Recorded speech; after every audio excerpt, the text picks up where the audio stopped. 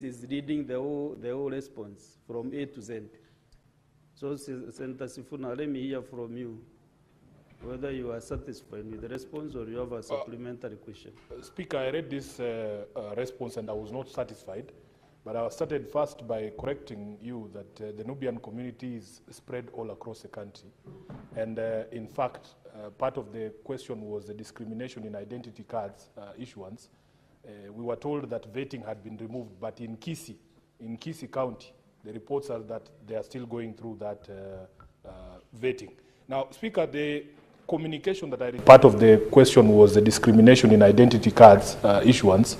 We were told that vetting had been removed, but in Kisii County, the reports are that they are still going through that vetting. Now, Speaker, the communication that I received from the CS is unsatisfactory for the following reasons.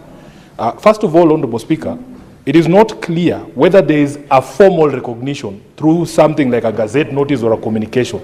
You will see the response that he has given has no annexures at all. In 2016, when we were recognizing the Makonde community, Honorable Speaker, there was a full ceremony. There was a full ceremony. So what the Nubian community is saying, if you have issued a code, you have done it silently, do we have any document? Is it going to be gazetted? Is there going to be a formal ceremony? Does the issuance of a code now recognize them as the 50th community in Kenya? Those are the reasons why we are saying, Honorable Speaker, this is not a satisfactory response. Let him add those specific details. And lastly, on the question of land, there was a court ruling in 2015 that required the restitution of the remaining 3,000 acres of land or appropriate reparations to the community to be done. The CS has not addressed himself to that question of land restitution. So let him provide those two clarifications. Will we see a gazette notice? Will there be a formal response? Is there any formal document saying that they have now been recognized, or is just the word of mouth of the CS constitute them as the 50th community in the country? Thank you, Honorable Speaker. Any other member with a supplementary questions on this particular one?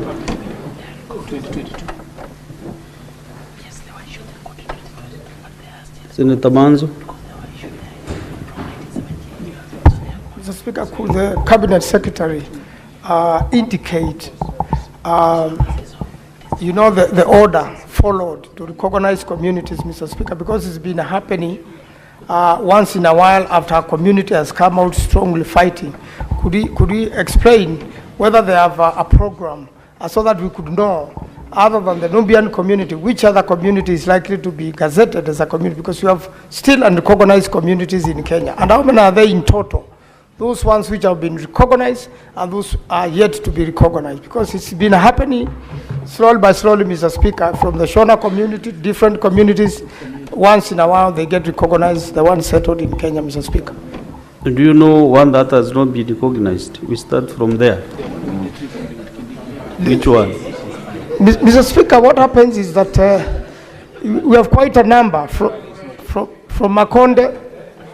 Yes, I want to be informed, Mr. Speaker. Senator Mohamed Faki. Ni kweli masuala ya makabila kutambuliwa ni jambo ambalo liko hadhir, na kule kwetu pwani kuna kabila ya Wangazija, ambao Wangazija originally they are from the Comoros, but they have settled here for many years, and I brought a statement in the course of this year. I don't know whether Senator Chute had worked on that, but Wangazija, Mheshimiwa Speaker, ni baadhi ya makabila ambayo hayajatambuliwa katika. Senator Faki, you cannot be changing languages the way you want, you know. You just stick to one language. Samahani Mheshimiwa Speaker. Swahili, please stick to Samahani Mheshimiwa Speaker, ni kwamba Wangazija, kabila la Wangazija ni katika makabila ya Waswahili. Ni moja ya yale ambayo hayajatambuliwa katika Jamhuri yetu ya Kenya. Na majuzi nileta taarifa hapa katika bunge letu, na nafikiri kamati ya uwiano na Umoja wa Taifa inashughulikia swala hilo. Asante. Senator Boni. Yeah, Mr. Speaker, with your kind permission, I was the one on the floor. Mr. Speaker, that's a tribe I was forgetting, but I'm aware there are quite a number. I'm sure Honorable Murkomen knows. And got the question. He has the question. Yes, so that he can tell us how many more from Wangazija, how many more. Senator Boni. Mr. Speaker, we must collectively congratulate the government for the decision to make it easier for the Somali community and other border community to move away from being discriminated. But Mr. Speaker, this is the time. The minister must now tell the country, what security layer have you put there to ensure that potential terrorists who have used these borders before and visited a lot of violence to Kenya do not abuse this directive? Answer those three questions, clarifications or supplementary questions, then we make progress. I think, Mr. Speaker, and I want Senator Sifuna to listen to this because I'm responding to this question. The CS is I think Senator your Sifuna attention. is confusing recognition in terms of as a standalone community with citizenship. The reason why ceremonies were done for the Shonas, the Pemba, the Makondes is because they were gaining citizenship. The Nubians were not gaining citizenship. They were being recognized as a standalone tribe in Kenya. And that has happened so many communities and is ongoing. Like even now, I have an application in my office from the Mara community, from Tharaka Nithi. They want to be recognized as standalone from the Nithis, that they want to be recognized independently, and so forth. And it goes through a process of vetting, consultation, public participation, and so forth. For the Nubians, as I read in the statement, they were already Kenyans, and they were recognized under Code 81 until now 2020. On the question of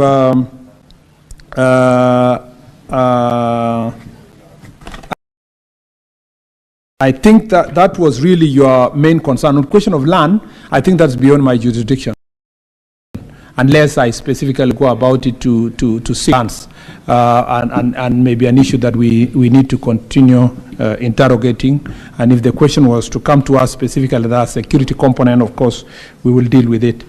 I think that applies then to all the supplementary questions, including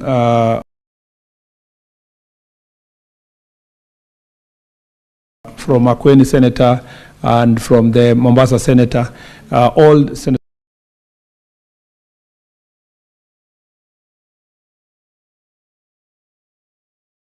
Manzo and Senator Faki, all those questions are actually related to citizenship. And so we go through application processes. And there's one from, I think, Bali, from Taita Taveta, that is under consideration, under application, and so forth. And that will be processed accordingly. We also have a secretariat that deals with minority groups that then identifies these groups, and then they usually ask it to be identified independent of the others.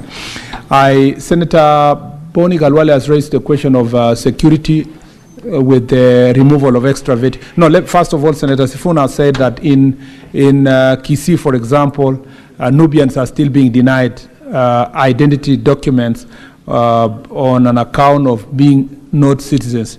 Now you need to separate that there is Nubians, Kenyans, and Nubians who are still coming from other countries, Sudan, Uganda, who are leaving other countries. So they have to go. If you don't meet the criteria of Kenyan citizenship, of course you still go through process. You will be denied citizenship if you are. Just like we have Maasai from Tanzania and Maasai from Kenya. Not every Maasai will be given ID here, or a Luya from Samia from Uganda and Samia from Kenya. It doesn't apply, or a Sabaot from Kenya or Uganda. So there's a process that you have, or Pokot from Kenya and Uganda. You have to go through certain processes. Mr. Speaker, on the question of removal of extra vetting requirements for citizenship, I know where Senator Boni is going by using the Somalis example. It was not a Somali thing. It's a Kenyan thing. That's why we talked about the Nubians in the city of Nairobi and other parts of Kenya. This is a problem that during Jukwaa la Usalama, I realized that people of Kwale, Mr. Speaker, people of Kajiado, people of Narok, people of Migori, people of Busia, Kakamega, some parts of Kakamega, especially now Bungoma. You go to Trans Nzoia, you go West Pokot, Turkana, Marsabit, and then now the northeastern counties of Wajir, Mandera, and Garissa, plus Lamu and Tana River were facing. So it is not confined to one community. In fact, the Pokots as aggrieved are as people who are in Lamu. So it's not a problem one community, and the vetting process applies, security concerns applies all over the place.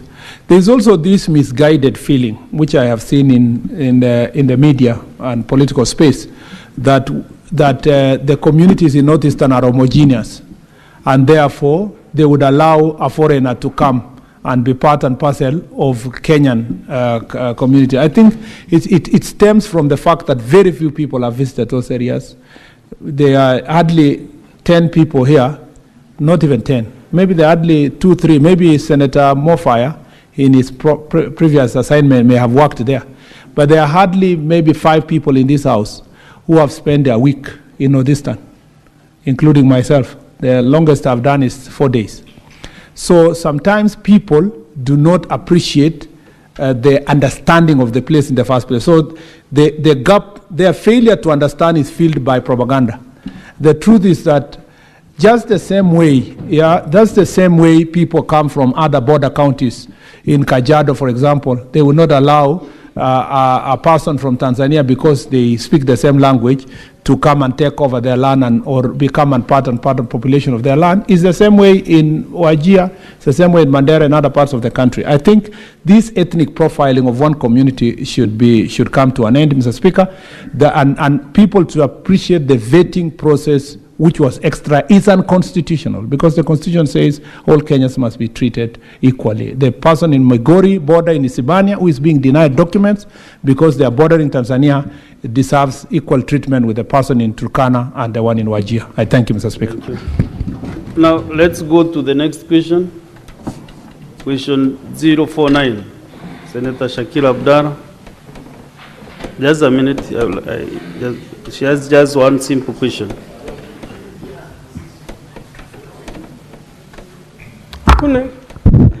Thank you, Mr. Speaker. Mr. Speaker, my question is on the ban of night travel for public service vehicles along Lamu-Wito-Garseni Road. Honorable Speaker, my first question is, when will the current ban on night travel for public service vehicles along Lamu-Wito-Garseni Road, which was imposed to curb terrorism in July 2014, will be lifted?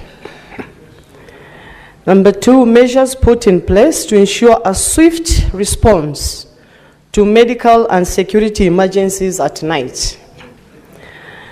Mr. Speaker, number 4 is how the government has involved local communities in assessing